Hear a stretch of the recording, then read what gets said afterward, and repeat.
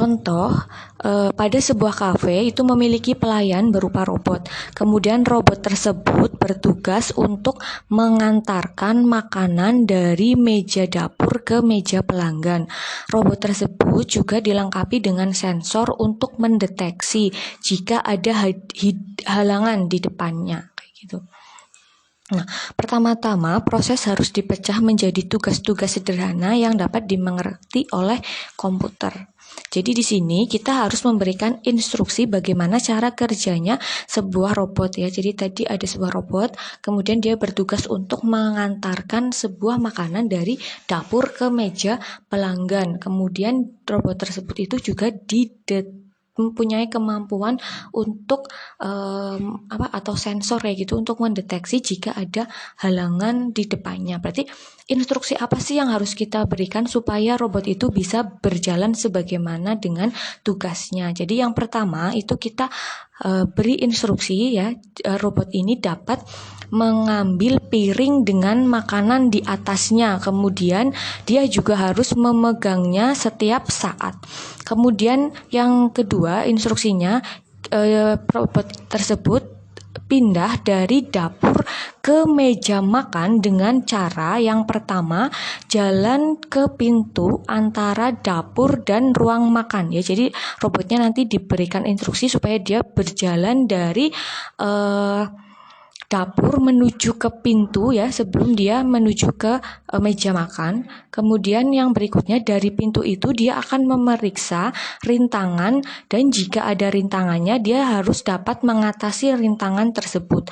Nah setelah itu setelah tidak ada rintangan apapun ya atau sudah selesai dia sudah mengatasi rintangannya, maka si robotnya itu nanti diberikan instruksi untuk jalan dari pintu menuju ke meja.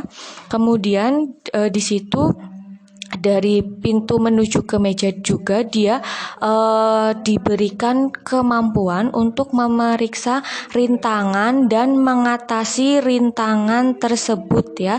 Kemudian yang terakhir nanti si robotnya itu nanti bisa meletakkan piring di atas meja pelanggan. Nah, berarti di sini instruksinya sudah selesai dan robot sudah bisa melakukan tugasnya dengan baik seperti itu. Nah, ini langkah-langkah atau instruksi yang harus kalian berikan.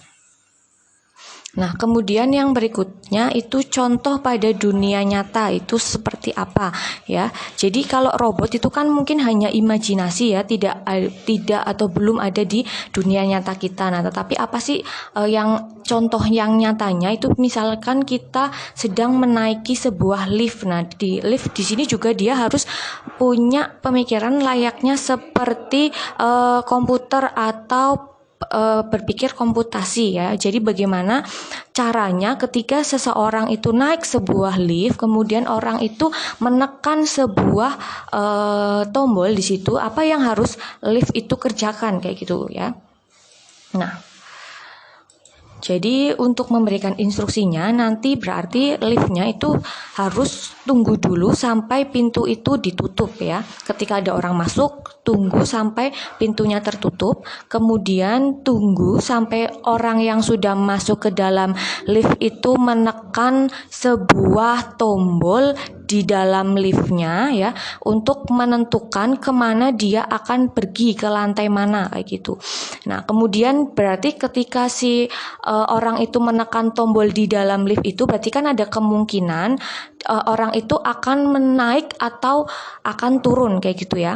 Jadi di sini diberikan dua instruksi. Yang pertama, jika tombol yang ditekan itu lebih tinggi dari lantai atau posisi dia saat ini, maka instruksinya dia akan bergerak ke atas. Tetapi jika tombol yang ditekan itu lebih rendah dari lantai saat ini ya, lebih rendah dari posisi dia saat ini, maka liftnya itu akan bergerak ke bawah. Nah kemudian yang terakhir, tunggu sampai lantainya itu sama dengan tombol yang ditekan atau posisinya sudah sesuai kayak gitu, baru buka pintu liftnya ya gitu. Nah ini adalah instruksi dari kerja sebuah lift kayak gitu ya.